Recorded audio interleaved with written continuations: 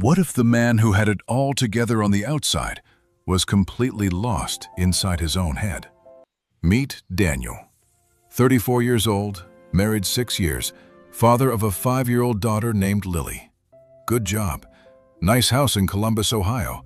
A wife, Sarah, who still laughed at his terrible jokes. From the outside, picture perfect.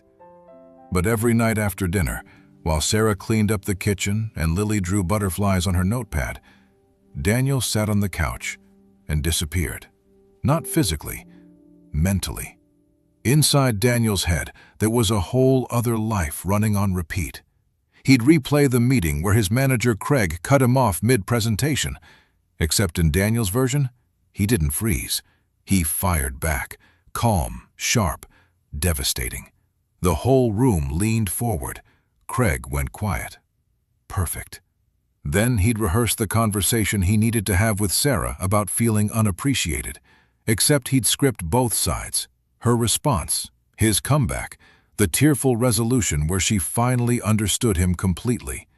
He called it thinking things through. It felt productive. It felt safe. But one Tuesday evening, something shifted. Lily tugged his sleeve. "Daddy, want to see my butterfly?" Daniel looked up from absolutely nothing. His daughter was holding up a crayon drawing, purple wings, crooked antenna, a huge yellow sun. He said, "In a second, baby." Lily waited. He never looked up. She quietly put the drawing down and went to bed. Later that night, Sarah sat beside him. No argument, no drama. She just said quietly, "Daniel, where do you go? You're here, but you're never really here." He wanted to explain. He'd actually rehearsed this conversation before. He knew exactly what to say. But sitting there, looking at the tiredness in Sarah's eyes, every scripted word evaporated. Because she wasn't asking for a perfect answer. She was asking for him. The unscripted, unpolished, uncertain version of him. And he had no idea how to offer that anymore.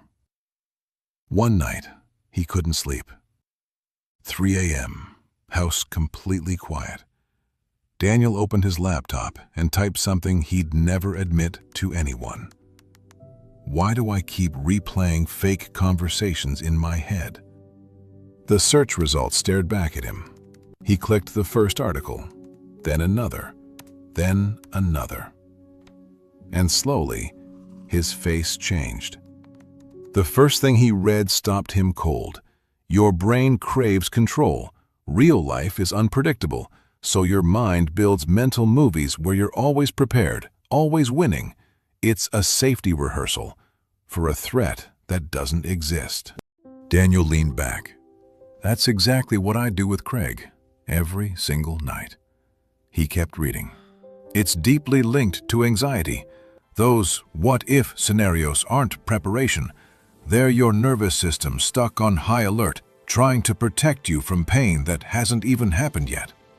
He thought about every imaginary comeback, every rehearsed argument. He wasn't preparing. He was panicking. Quietly, privately, for years.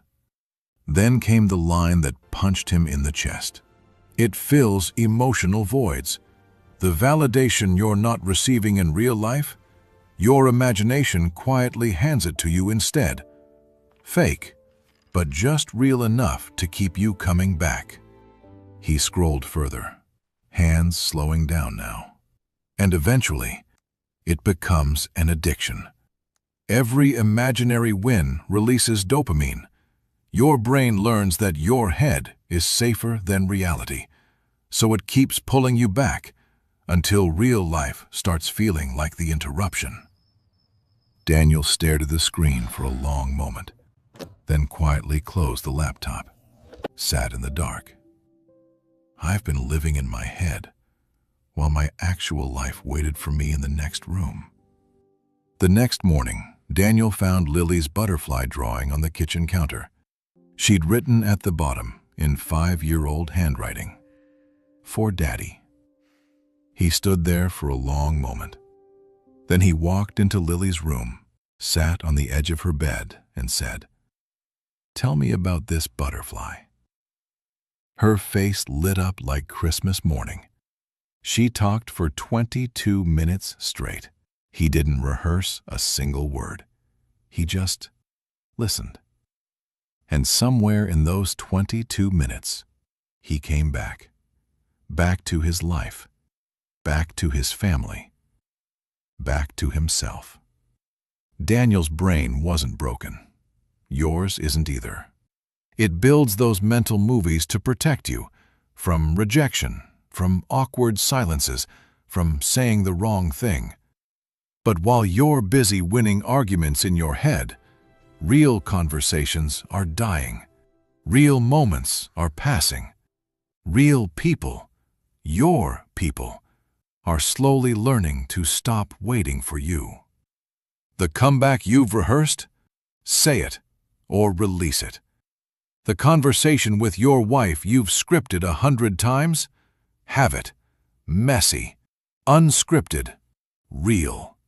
Because the life you keep practicing in your head, your family is living it without you. If Daniel's story hits somewhere deep, drop a heart right now and tell me honestly, what's one conversation you've rehearsed in your head but never actually had? Subscribe for stories that don't just entertain, they wake you up. See you in the next one.